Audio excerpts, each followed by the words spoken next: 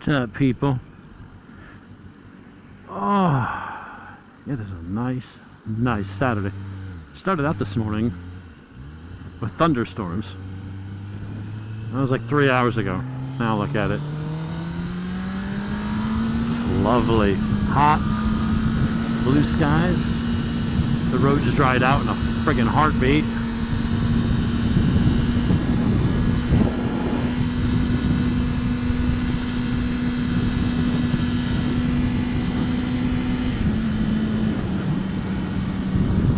So, I need to do an update video. I got a couple videos upcoming. I've got a really cool watch coming. Got 20% off. Brought it down to about $1,500 from a very cool Swiss brand, Frederic Constant.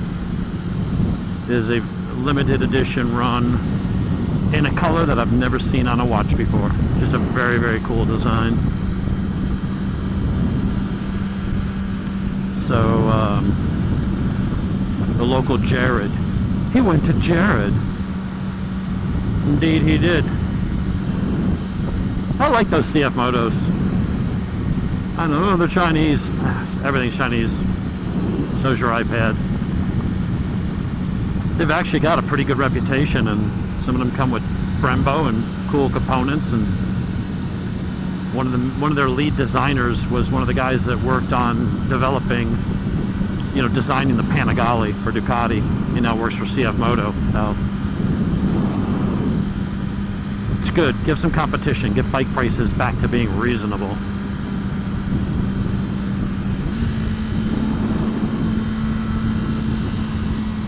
So we're gonna head to Cycle Gear. See if I can score a decent deal on two-piece leathers. That'll, whatever the minimum that I can get on the track with. I don't think I'm going with Alpine Stars because I'm boycotting them because they're shit. The house brand Sedici, for me, has held up better than the Alpine Stars stuff. And they get a much better in-store return policy. I think it's like a 3 or a 5 year warranty. If it tears, the zipper falls apart, bring it back and they'll just hand you a new jacket. So I'd rather spend $350 and do that than to spend $600 on an Alpine Stars jacket, and then in a year I got to spend $250 to repair the zipper, have a professional seamstress install the zipper that Alpine Stars should have put in the first place. Could I do that? Yeah. I don't like rewarding companies that give me shit. Their Velcro is horrible. If you get it wet in the rain, and I'm not talking about, you threw it in the washing machine and then you put it in the dryer on high heat and you ruin the Velcro. I mean, literally, you get rained on, right? I don't ride in the rain, but occasionally you're out riding around and a frickin' storm pops up. Oh shit. All right, I got 80 miles to get home. I gotta ride in the rain. That Velcro gets wet. The boots, it seems okay, although the boots are under your pants, so to be fair, they don't get as much rain on them. But your gloves, the leather curls, and the Velcro never stick. It loses, I'm not joking, 80 to 90% of its stickiness. Its fastening ability. It just goes away. And I'm not putting in the dryer. I literally just put it on the dining room table, so it's sitting in a dry, air-conditioned, 68 to 70 degree environment. If that shit gets wet, it's gone. Your $140 gloves, toast. And the zippers just don't last. They're cheap plastic. Stuff's not longer made in Italy. You're paying Italy prices for Indonesia and Pakistan product. So it is what it is. So I'm gonna go look at Sedici or RST or something. The way I look at the gear and stuff, people buy the name and say, well, can you put a price on safety? Yeah, you can, kind of. Because I don't care how much Alpine Stars cost. I know that the leather is really nice. The designs are really nice. They're ergonomically fit. But if the fasteners, the things that hold this shit together, can't hold up to just riding in the mountains, how the hell is it ever going to hold up in a crash? I just don't feel that you're getting what you pay for. So The Sedici stuff only has to hold up once to a slide. After that, it did its job, and you're going to throw it out and replace it. It's like a condom. You don't reuse it. It does its job. It's like, even if it was the best feeling condom in the world, if it had a 60% chance of falling apart halfway through the session, would you use them? No. They don't hold up. Defeats the purpose of having it, especially if you're paying top dollar and paying a price premium for that brand. So yes, I just equated Alpine Stars to a badly performing leaky condom. I said it. So anyway, what the fuck was I talking about initially? Oh yeah, the watch. My ADD is bad today. So, the Frederic Constant is from a boat company. I think it's either the company's name or the model is the Riva. It's the stereotypical, when you look at a movie of, the Mediterranean or Monte Carlo or on Lake Como in Italy or something, from like the 60s and 70s.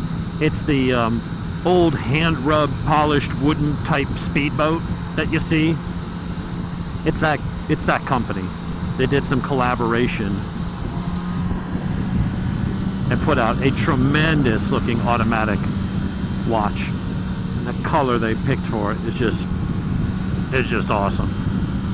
So we're doing that. I need to do, I'm just waiting for it to come in. They had to get it from Maryland. There's only a couple of them left. And then we're going to, I think, do an update on my watch collection on how the downsizing is going. I got rid of about a dozen watches.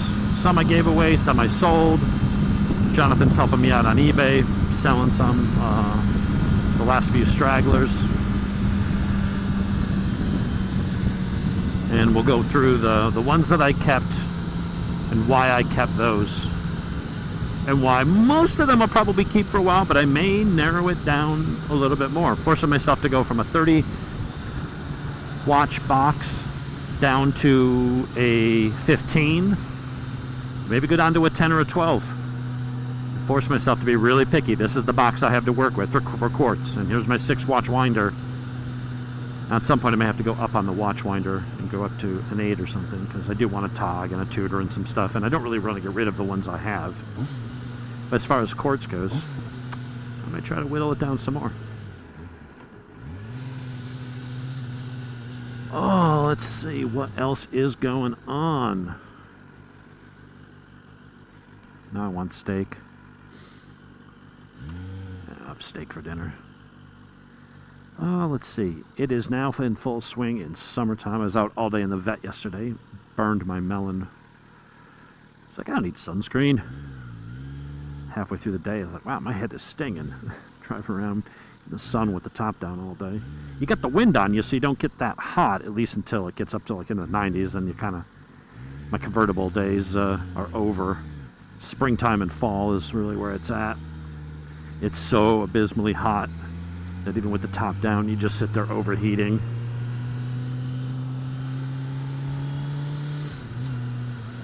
But, yeah, I want to get this thing ready for a track day. I'm thinking of signing up for N2 maybe the weekend of July 4th, which is a hot time of year, but historically, for whatever reason, that weekend has been good to me. Every time I've signed up for N2 on the 4th of July weekend for Road Atlanta, it thunderstorms on Wednesday, Thursday and Friday, and then it's clear in like high 70s. I'm hoping it will not be like that abysmal day that Jim and I and Jonathan and I did, where it was like mid-90s. And when you're sitting in the middle of a giant parking lot in a paddock, the ambient temperature is like, I don't know, 110, 112. I mean, it's just, it's horrible. Let's see what else is going on. Oh, so an update on Jonathan's bike. So Jonathan, I think I had a video. We went and he got the ZX6R. And, yeah, and I rode it just a little bit. It turned out after we got lost, I was like, oh, let me ride your bike to the restaurant. And then I was like 4 miles away, so I didn't get to do a whole lot on it. Well, he got his 170 miles on it, and we do the, he's like, hey, I got filter and oil. I was like, hey, come on over, let's do your break-in oil. I know it's 600 miles. Because we break our bikes in harder, we don't do you can't, go over 3 miles an hour for 600 miles, whatever the dumb shit is in the manual that's been there since 1978. We do the harder break-in. First 25, 50 miles, yeah, you baby it a bit. Easy launches, you're just tooling around, keep the RPMs low, up and down, just vary them a little bit. No hard launches, no pin in the throttle, none of that stuff. 50 to 100, you start playing. You're not bouncing off the rev limiter, you're not going crazy, but you start riding it, right? You're going to have a little bit of fun. You go 3/4 of the way up the red line, just kind of work your way up. Start downshifting and using engine braking, so you've got forces exerted on the rings, both from acceleration and deceleration. Just to make sure, just get those rings worn in. Get them worn in early, get them worn in fast. Do it right. Doesn't take 600 miles to seat rings anymore. And then by 150 miles, change the oil, get any gunk, any little bits of crud from the manufacturing process, any little bits of metal wear from the rings honing in, the break-in, the assembly lube, all that shit. Little bits of maybe like a forma gasket, a little bit beaded off and whatever got mixed in the oil. The filter's going to catch it. Get all that shit out of there. Put in a good quality synthetic oil, Motul, liquid moly, whatever. People get on the oil discount. Just put the goddamn full synthetic from the beginning, because that's what it ships with. Put full synthetic in the correct weight from a quality brand.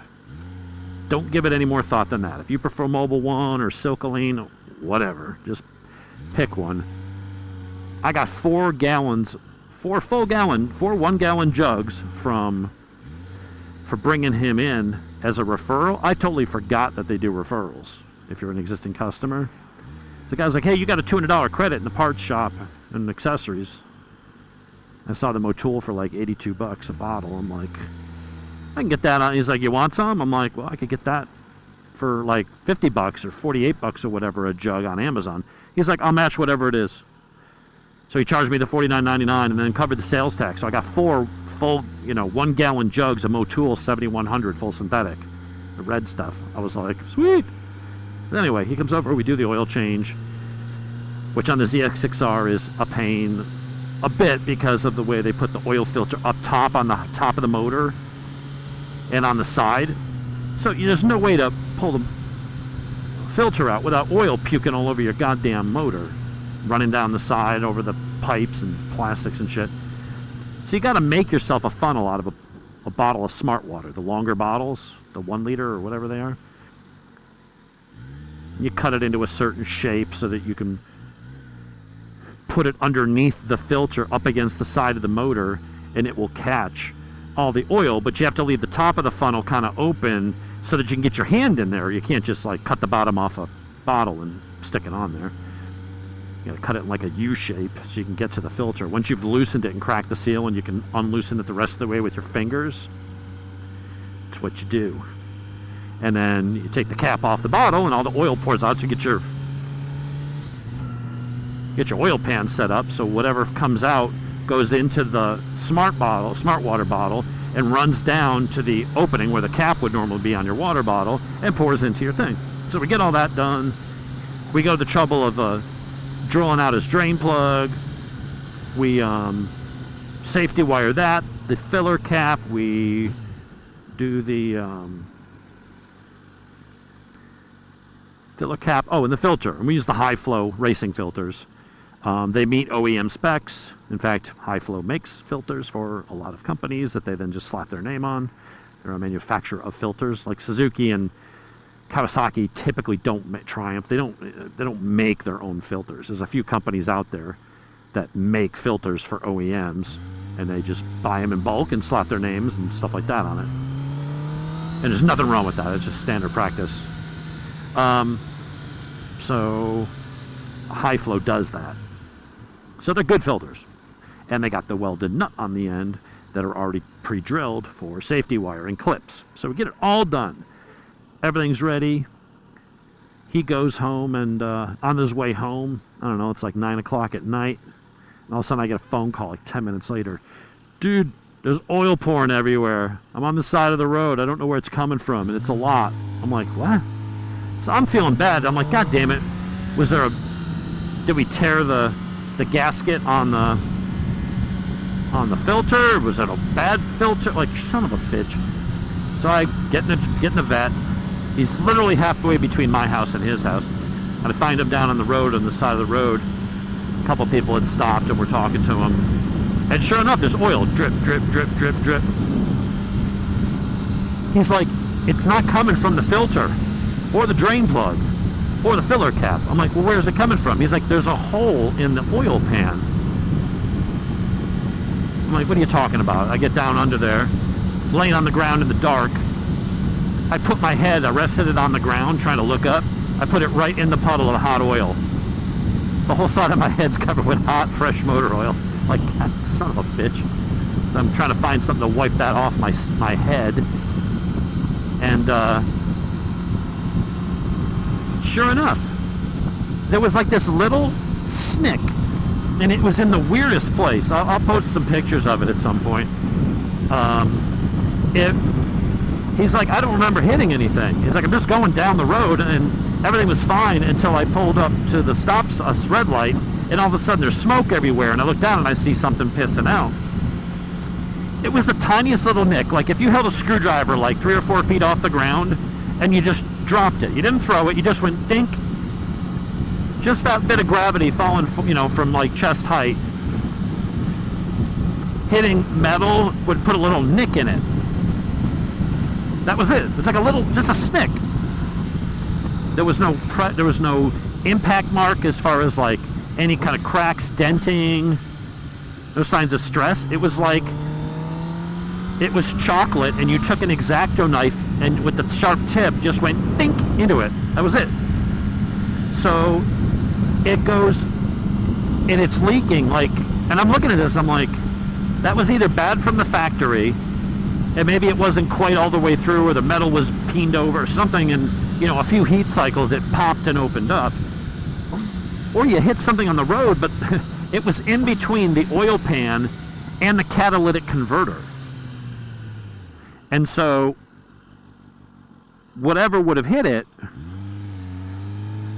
would have had to miss the plastics entirely. We went over it with a fine-tooth comb. We found no scratches, nicks, nothing on the plastic. So it would have had to somehow thread its way up through the plastic, around the catalytic converter, and then hit with sufficient force to go bank into the oil pan and puncture it, and then fall out without scratching, nicking, or leaving any mark of its existence. It was the weirdest freaking thing, folks. And I'm just looking at this and I'm like, if you hit something and it did that, that oil pan is paper thin. Because the nick was like maybe a millimeter. I'm like, that would be like you could push and dent it with your thumb if it was only 1 millimeter thick. It's got to be 3 mil thick, 3.5. I'm like, there's no way an oil pan could be that thin that something could literally nick it and it goes through it like tin foil. Or it came like that from the factory. I'm like, so anyway, and there's a good point to this story, which ties into squids. We're looking at it, he's like, well, what are we doing? I'm like, well, I don't have a trailer anymore and I can't pull it with my vet anyway. So I'm like, how much oil is it? So we tip it up, and he lost a good bit of oil, but it was still in the sight window. I go, dude, it's 3 miles from here to your house. Put it in rain mode and be careful, because the back tire is literally soaked with oil. I don't mean, there's a little oil in the middle, there's a little bit running off the side. I mean the whole back of the bike, because he was driving for a mile or two with the wind hitting it as it was dripping and catching it and atomizing it and just spraying it all over the back of the bike. So the tire is completely drenched, sidewall to sidewall, dripping wet. I'm like, that tire's shot. A little bit, you can clean with brake cleaner. I'm like, that's... So I was like, put it in rain mode and just go the speed limit. Be careful when you turn into the subdivision and all that stuff. He rode it home with the back tire drenched in hot, brand new, clean synthetic motor oil. No problem. Traction control light kept coming on. every time he'd look at the throttle. But to the people that think, oh, you don't need those kinds of systems, I got my right hand. Dumb shit happens, folks. Stupid things happen. And he's sitting there on a bike that he's had for 48 hours. Because he got it on Saturday, and this is like Monday night. And just driving home, going down the road in a 45 or 50 zone, and boom, hole in the oil pan. Back tire drenched in oil. Pulled over safely, rode it home that way while it was still pissing oil all over the back tire and the road, but it is what it is. Made it home fine. Didn't have it try to come out from under him. These systems work, and that's not even an advanced system. I mean, the Kawasaki, to be fair, the ZX6R's got an older generation electronics. It doesn't have an IMU or any of the fancy shit that this thing's got. But even that basic system is solid. It works. And I had the same damn thing happen to me, only an oil filter itself blew. Dumped a quart of oil all over my back tire on a speed triple, 1050. Big, torquey bike. Naked sport bike. Lots of power. And I'm up riding in the frickin' mountains in the twisties. I had no idea. I just felt, the bike's moving a little weird. Maybe there's gravel? I don't know. I see lights flashing. I'm like, huh, what's that? It was the first bike I ever had with electronics. I'm just like, well, I guess it's fine. Until my wife's like, you're on fire. There's smoke everywhere. I'm like, oh, shit. So, point is, these systems work, and you could think you're the best rider, and this is it. Any rider who really knows, like a track rider that like does a lot of track days, or a racer, they may say, well, I don't like ABS, it's intrusive on the track, it ruins my line. It's not unsafe, it just, I might miss the apex, it might cost me time because I go a little deeper into the turn. But they know the benefit of traction and all these other things, and they know that crashing sucks. And you know, it's not about how much power you have, it's how much grip you have. In the turns and in the straightaways. If you're spinning, you're not winning. If you're sliding, you're not winning. And so having a system that keeps the bike at peak power, right at the edge of grip, no more, that's what you want. These things are death machines. There is nothing between me and crushed bones and freaking board going through my chest, or I mean all kinds of horrible life-ending or life-altering or life-ending shit in a heartbeat, other than this freaking jacket I'm wearing. Anything I can do to help avoid accidents, keep from hitting the ground, stop before I slam into that car that pulled in front of me, anything I can do to mitigate that risk, I want that. That's what I want. And if it makes me faster while doing it, like, there's no downside. Safer and faster. That's what you want.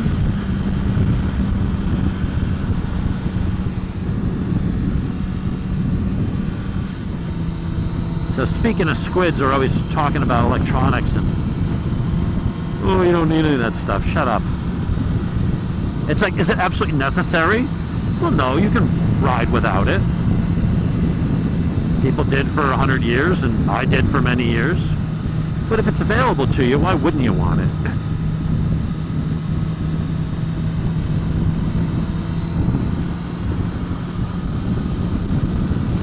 I saw another video yesterday, someone talking about running from the cops on a 600. I'm like, hey, you're an idiot for running from the cops anyway. If you're speeding, just take your fucking ticket like a man. Because if the cops have to chase you, as Chris Rock said, if you make them chase you, they're bringing an ass whooping with them. And then you had a bunch of felonies to what would have been just a fucking speeding ticket. A couple points on your license, $300. Now you got felonies for evading and reckless driving, and you lose your driver's license for 2 years.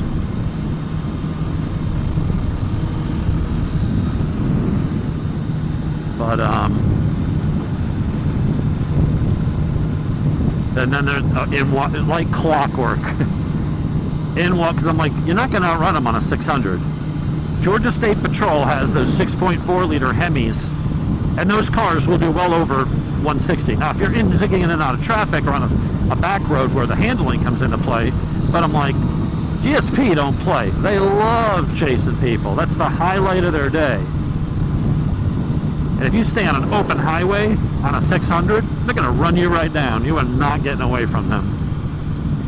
So then immediately, as if on cue, no, ZX6R, man, anything from 2018 up, those all do mid-170s. You're like, oh my God, it's that guy again.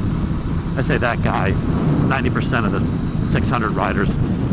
It's one thing if you're on 1000s and you've ridden other bikes and then you go, hey, I'm a track rider, the 600 is the best tool for the job. It's agile and it has all the power I need. It's all about corner speed. Understand it, respect it. But you got all the other guys who bought the 600 because they couldn't afford the insurance on the 1000 or couldn't afford the 1000 either.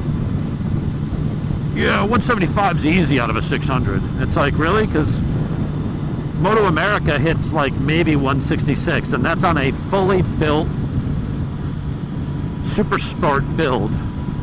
That is the top level pro racing 600s, like R6s. And they're just cracking mid 160s, but somehow your bike is doing 175? Just stop. I don't understand. There's nothing wrong with whatever your bike is. I rode a 63 horsepower Cafe Racer Triumph. It made all of 63 horsepower at the wheel. That was after the race cam and a bunch of money and tuning and shit. We got it up to 63 horsepower, which is R7 territory, almost. I mean, it's not. It's like a Ninja 650 as far as power goes. I had a single front disc brake, not radial mounted, non-radial caliper. Single disc, 2-pot sliding pin brake. I put stiffer springs in it and a set of Fox shocks on the back, and the rest was in tuning and tires. And I had a frickin' blast on that bike. I would go up in the mountains and it was all about corner speed. It wasn't about how fast your bike is, it's about how fast you're willing to ride it through the turns. And I would go play with my sport bike friends. And I would do well. It wasn't about numbers and top speed and, oh, I gotta have big power. And where are you gonna use that? I don't know what the top speed on this is. And I don't care. I'm guessing it's up in the high 180s, maybe 190, something. I don't know. I'm never going to hit it. I don't give a shit. I'm not going to go that crazy on the road. There are no tracks long enough to hit that. You do that on the road, you're asking to be dead or in jail. It's like, I just don't give a shit. But sitting around bragging like, oh no, it does it. Stop trying to talk your bike up and make it sound like it's better and faster than it is. Be happy with what you have. If you can only afford a Ninja 400, or that's your first bike and that's your skill level and you're comfortable with it, who cares if someone else's bike is faster? Anybody can buy a faster bike. Doesn't mean they're faster than you. And no, going in a straight line down the highway doesn't mean they're faster than you. That means their bike is faster than yours. That's all that means. Any monkey can go in, myself included, and go buy a leader bike, or a Busa, or an RSV4. All that limits you is not your skill, it's your credit score and how much money you got to put down. That's it. Anybody can buy speed. I'm never going to be as fast as Wesley. I'm not even as fast as Cameron anymore. He got faster as he kept riding. I'm at a point in my life where I'm probably, kind of slowing down a little bit. I still go up and have fun. I would say I'm still a fast street rider up in the mountains. But my best days riding are behind me. I know that. And it's okay. I don't take it personal. The fact that I'm still here at my age, and I've been riding for 30 years on street and track, and I'm never broken a bone. I'm still here. I'm still doing it. It's all good. matter how fast you are, there's always someone faster. There's always someone with deeper pockets.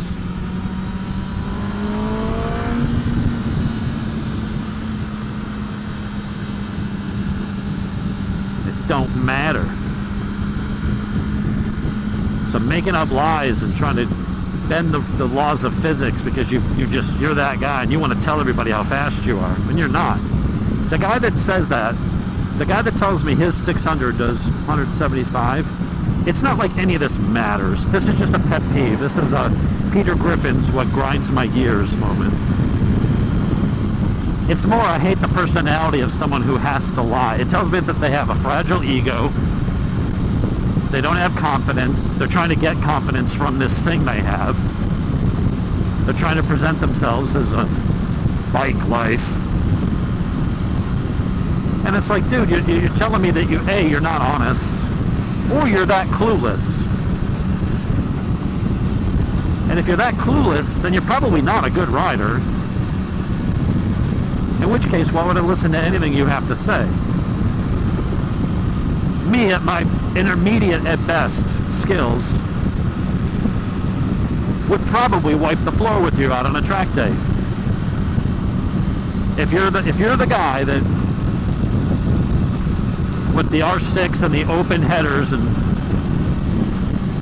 claiming that your air filter, your bike makes 130 horsepower at the wheel and it does 177 because you don't understand how speedo error works and how gearing changes threw off your speedometer and it's 15% high. The kind of person that doesn't know that stuff and is that poorly educated about the thing that we're talking about, chances are can't ride for shit. A really skilled rider that knows what they're doing, they got that way by crashing and burning, literally, and having to hone those skills along the way. That's how they got to be fast. You don't just get on a bike and go fast in the turns. You practice and you practice and you take risks, and sometimes they pan out and other times they don't. You learn from it, realize what you did wrong, and then you come back faster. It is a process. And someone who's a fucking idiot that doesn't know how bikes actually work and hasn't ever been on track and doesn't play in the mountains and the twisties, they just drive up and down the highway with their squid friends. They have nothing to teach you. There's nothing you're going to learn from that person. You already know more than they do. You already have more skill than they have. When I was doing the medieval martial arts and sword fighting and stuff,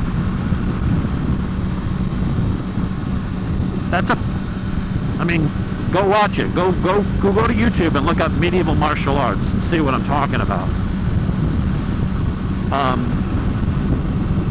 It's a legit sport. It's a legit martial art. They now have basically guys in armor. It's now at a level of MMA. It's international. Now the weapons and the armor they have is upgraded from what I had, because it has to be, otherwise they would be killing each other. But the skill set and learning to fight, your timing, speed, the body mechanics, all that stuff, you didn't just walk in and do well at it. And I didn't like fighting guys that I was better than. What am I going to learn from them? I'd rather fight Officer Mike. I'd rather fight Kenneth, Ronald, a bunch of guys that I grew up fighting with that were extraordinarily good fighters. Speed, precision, timing, stamina, being able to put on 70 pounds of plate armor in this frickin' weather and slug it out, full speed, full contact, no punches pulled, delivering blows at full force that if we were using edged weapons, actual steel sharpened weapons, we would literally be cutting off arms and legs. We would be impaling each other and we would be dying. The only thing that kept us from doing that was the fact that we're using heavy, blunted, wooden weapons, which is still like getting beaten with a fucking baseball bat, literally. The layer of duct tape on it to keep the splinters from getting in your eyes doesn't really do anything for cushioning the impact. I didn't want to fight people that were scrubs. I mean, I'd spar with them because I would fight people that were lesser than me because I could teach them some things. But I would always be like, all right, who's the highest ranking guy here? Who's got the white belt? White belt is highest level in that sport because that's you've been knighted. So I'm like, I want to fight that guy. Probably gonna get my ass whipped, but maybe I'll surprise him and I'll probably learn something. Oh, here's a new technique. I hadn't thought of this before. Oh, my defense sucks in this area right here, and he sees that a mile away and exploits it. I got to learn to cover that and leaving it wide open. Counterpunching. You know, someone throws a fast snapping sword right at your fucking face. How do I block, parry, and in the same motion throw back while he's trying to reset and get his switching from offense to defense? He's on offense. I want to take that split second where you got to get your sword back in because you use not just a shield, you use your sword to block and parry and stuff. But how do I block with the sword in a way that lets me instantly launch an attack without having to pull back my shoulder, cock my arm, and kind of reset? So, I mean, there's a lot to learn from people that are better than you. But when you find these fucking squids, they don't want to listen to anybody. They know everything. And that's what's so annoying. It's like, guys, we were all young and stupid. But from someone who's been doing it for 30 years, and I'll see someone else in the comments who's like, dude, I've got 5 championships. I race professionally for a living. This is what I do. You're wrong. Dave's Man Cave is right. And they just gonna sit there and argue with him. I'm like, it's like, I got my computers down and I've got Steve Jobs, if it's a MacBook, or I got Bill Gates at my house telling me what's wrong with my computer, and I'm going to sit there and argue with him. It's like, dude, it's his operating system, or he built it and designed it. Like, you're going to sit there and argue with your neurosurgeon? Well, I read on Wikipedia that... Shut up. You're there and you're paying him because, he's the world-renowned neurosurgeon. Listen what he has to say. I went this way because I didn't want to take interstate. But what the shit is going on? Why is there so much traffic? And it is hot as balls out. Well, it says 80, but all the heat coming off the bike. 80 feels really hot right now because it hasn't been hot in a while. It just came out of winter and spring. Anyway. Arguing with these idiots. And then the last idiot I'm arguing with this week. Everyone's anti-Musk and anti-billionaire now because Democrats see their followers as useful idiots. Their words, not mine. And they like to just pit the have-nots against the haves. There's a lot more have-nots than haves, obviously. There's a lot less successful people than unsuccessful people. So it's very easy to get the peasants all whipped up into a frenzy and give them some torches and pitchforks and point them towards the castle. Turn them loose. Send them to do all your fighting and dirty work for you. So, guys, let's go. Jesus Christ. I don't understand people in cars. Everybody's sitting on their phones at the fucking red light. Traffic's backed up like a mile. Let's go. I just want a lane split. See, there's this giant fucking gap right there.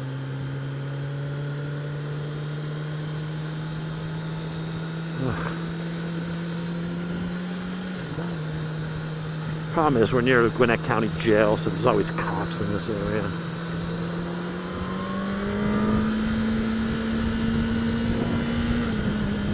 Alright, not lane splitting, but... Oh, much better. So anyway, and it's just all this class warfare and all the billionaires, they need to pay taxes so we don't have to. I'm like, you're a fucking barista. You don't pay income tax. Oh, I get money taken out of my check. Yeah.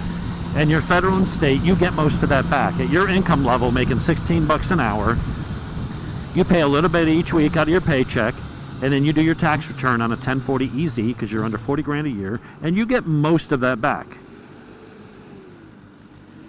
Elon Musk pays more in one day than that person will over the course of their entire life. He's paid billions in taxes. Well, he can afford to. Yeah, that's why he does it. But you saying that they don't pay their taxes is just bullshit. It's a lie. But this is how the useful idiots are used. You just give them the wrong information. They believe it because they're uneducated and they want to believe it. Nobody wants to admit that, hey, my lot in life, I'm not making the kind of money I should, and I'm not doing this, and I don't have a good life. Nobody wants to admit it's because their decisions. They chose to not take the risk. They didn't leave that job and find the better job when they decided to, or when they should have decided to. They squandered opportunities. They didn't do what they needed to do and got fired. Whatever. It's just easy to blame someone else and say, well, I'm not successful and I'm unhappy because someone else screwed me. Musk didn't screw anybody. He's done a lot of good things. He's contributed more to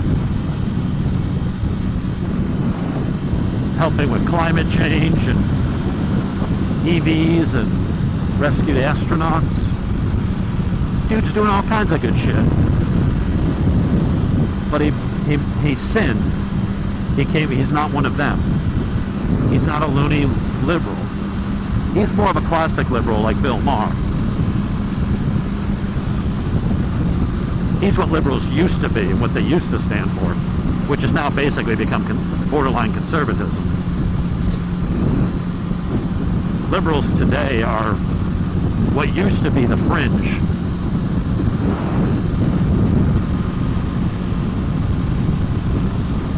But you try educating these people, and like, well, and there's this girl, she seems nice enough, she's arguing on a video, and she's like, I need a living wage. I'm like, if you don't mind me asking, what do you do? She's like, well, I work at a city zoo.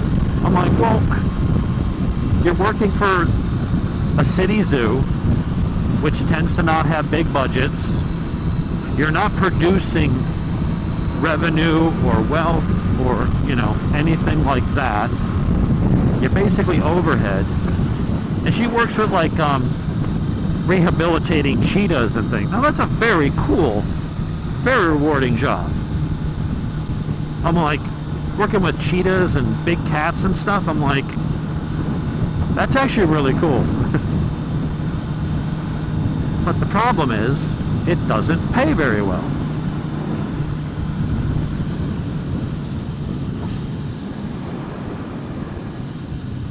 And you go into that knowing that. I'm trying to explain to her. She's like, well, anybody should be able to make more than $14 an hour. I work really hard. I'm doing this. I'm doing that. I'm like, yeah, but you're doing something you love. We all have to make choices in life, right? And it's typically you either work doing something you love or you work doing something that makes a bunch of money. Like, that's your goal. You're going to do one or the other. Now, it sucks if you hate your job and you're not making money, but that's probably a result of decisions that you made. But I'm like, okay, you and I are at the opposite ends of the spectrum. I was like, I work a job that took a long time to build up a skill set and a reputation in the industry and to have a resume like mine that people are willing to pay good money for. But do I love my job? As far as jobs go, I love the people I work with. Johnny, Dustin. We have a great team. We have a good time. Is it stressful? Yeah. Is it frustrating? Yeah. If I won the lottery tomorrow, would I keep doing it? No. And so she's got this job that's extremely rewarding. She's following a passion and a love. And she's doing that, giving up. She's doing that in exchange for higher income. And I'm like, I'm working a job that pays really well. And I don't love it. Is this person going to fucking stop? That person was not going to stop.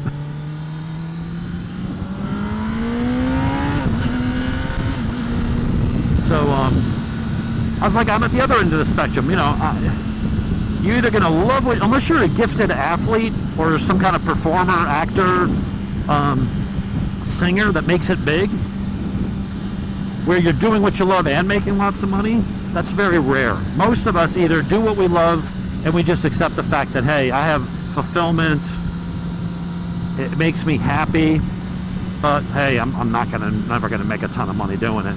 Or you're like me and you're like, I found a job where I can make pretty damn good money and I basically don't want to blow my brains out at the end of every day. Like, it's okay. It's a good job. I love the people. The job itself is, I can do it very well. There's good days and there's days where I'm just like, God, this sucks. But hey, the money makes it worthwhile.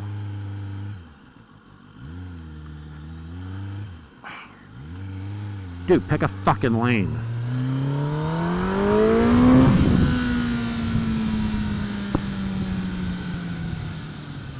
So, I was like, that's the choice you gotta make. You gotta, most people, we all settle.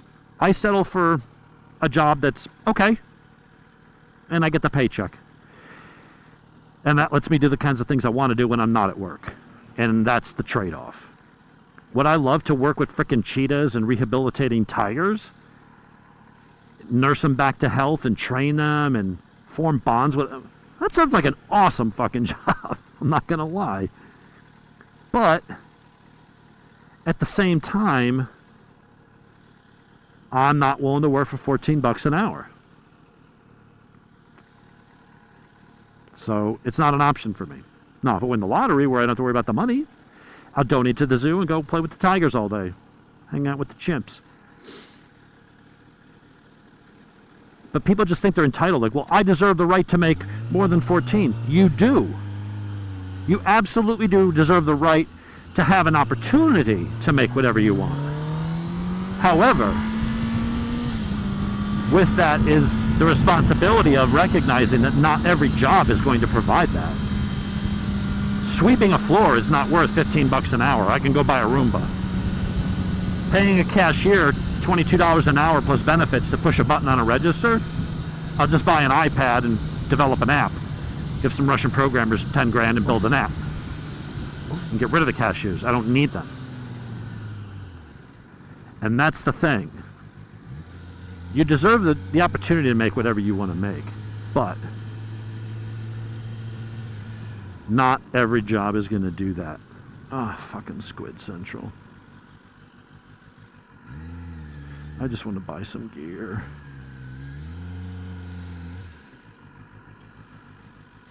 What is this shit? Ride with us. New rider experience. Oh, okay. Where'd he go? Ugh.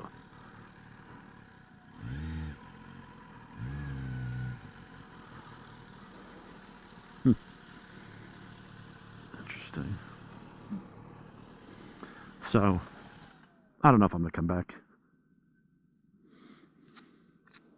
I think that I'm done vlogging and bitching about things. Because people annoy me, and it's like, you deserve to make whatever you want to make, but it's on you to invest in yourself and go find a fucking job that pays that. Just saying, no, I just want to do what I want to do. I just want you to pay me whatever, Job's only worth, it's based on supply and demand. Whoever's qualified to do it, if it's a job that very few people are qualified, and it's a job that produces a lot of revenue, they're going to pay lots of money to get it. If it's a job that a chimp can do and anybody can do it, or it's, government funded and just doesn't have the money, you ain't going to make as much money. Anyway, we'll see you guys.